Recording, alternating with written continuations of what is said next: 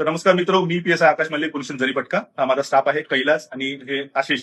मागच्या वेळेस आशिषने आपल्याला एमआरएम पोर्टल बद्दल माहिती दिली होती. आता त्याच्यामध्ये काही अपडेट आलेली आहे, तर त्या अपडेट बद्दल आपल्याला कैलास हा माहिती देणार आहे.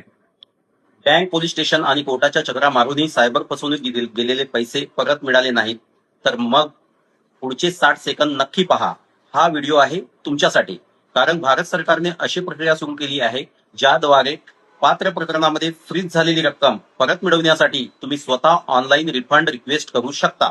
जर तुम्ही 1930 या हेल्पलाईन नंबरवर किंवा एनसीआरपी वर तक्रार केली असेल आणि तुमच्याकडे 14 अंकी एक्नॉलेजमेंट नंबर असेल, तर गुगलवर एमआरएम पोर्टल सर्च करा, रेज रिफंड रिक्वेस्ट वर क्लिक करा, 14 अंकी एक्नॉलेजमेंट नंबर टाका, पॅन कार्ड अपलोड करा आणि ज्या बँक खात्यात पैसे परत हवे आहेत त्या खात्याची माहिती भरा.